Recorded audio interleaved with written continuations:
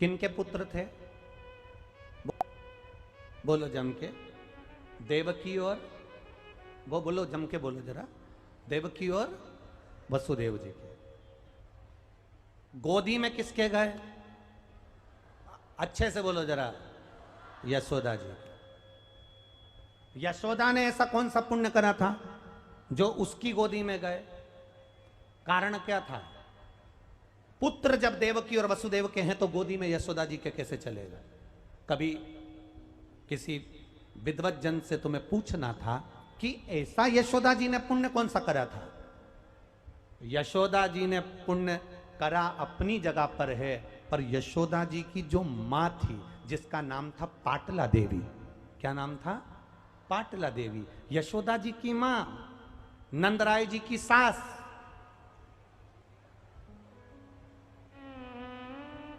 शंकर की भक्ति करने वाली थी पाटला देवी। यमुना जी के घाट पर जाती थी, शंकर भगवान के शिवलिंग का निर्माण करती थी पाटला, और शिव जी की पूजन करती थी पाटला। यमुना जी का जल पाटला देवी शंकर भगवान को समर्पित करती थी। भोलेनाथ इतने प्रसन्न हो गए, इतने प्रसन्न हो गए कि पाटला के पास में आकर एक बूढ़े का रूप रखकर पूछ लिया, पाटला तू रोज मेरी पूजन करती है? पाटला तू रोज शंकर जी की पूजन करती है, तुझे क्या चाहिए? पाटला कहती है, ए बाबा तुमसे कुछ नहीं चाहिए, मुझे जो भी चाहिए मेरे महादेव से चाहिए। तुमसे लेकर क्या करूंगी? लूंगी तो महादेव से। तो महादेव से तुझे क्या चाहिए? अरे बाबा मेरी बेटी है ना यशोदा।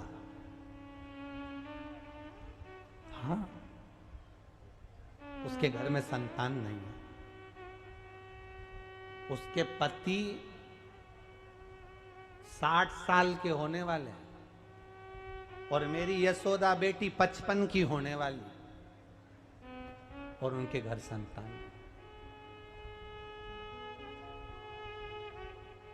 शंकर भगवान बूढ़े का रूप रखे थे तो मुस्कुरा दिए। अब 60 साल की अवस्था में संतान, 55 साल की अवस्था में। कई लोग भजन में गाते हैं ना, चमत्कार सा हो गया लोगों, हो गई बात निराली, और रात ही रात में नंद बाबा की दाढ़ी हो गई काली। मतलब 60 और 55 की उम्र, और उस उम्र में संतान। तो तुरंत भोलेनाथ जी बोले, तुम क्या चाहती हो? बस मेरी बेटी के संतान आ जाए, संतान का सुख मिल जाए, संतान का सुख।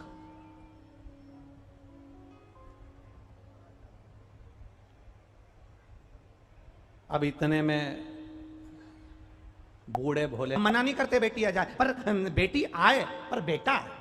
अब दोनों शंकर जी भी भिड़ रहे और वो पाटला देवी भी भिड़ रहे।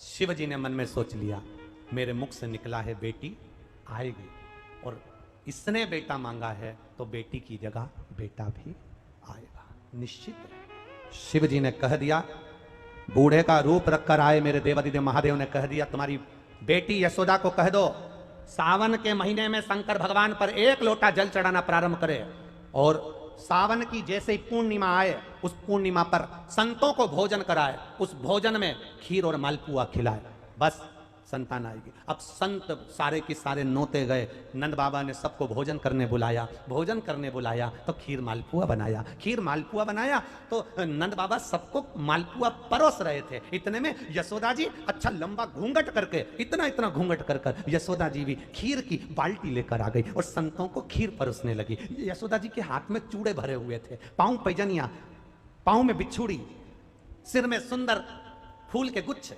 यशोदा का पल्लू ढका था। संतों ने चेहरा नहीं देखा, और संत भोजन करते करते इतने में संतों ने देखा नंद बाबा की तो बाल सफेद हैं, दाढ़ी सफेद हैं, ये नंद बाबा के छोरे की पत्नी दिख रही है, इसलिए इतना घूंघट करी है। तो सारे संतों ने कहा, अपन ने इनके घर का खाया है, आशीर्वाद तो देना पड़ेगा। तो सारे संतों ने मिलकर एक साथ आशीर्वाद दे दिया, पुत्र भव। 1 लोटा जल, सारी समस्या हल। सारे संतों ने आशीर्वाद दे दिया, पुत्र भव। इतने में यशोदा जी ने अपना पल्लू ऊंचा कर दिया। जो ऊंचा करा तो सारे बाबा उन आपस में बात करने लगे, रहे ये भी डोकरी है, ये भी बूढ़ी है, नन बाबा के बाल सफेद, इसके भी पूरे सफेद है। ये भी बूढ़ी और अपन ने आशीर्वाद दे दिया पुत्र भव।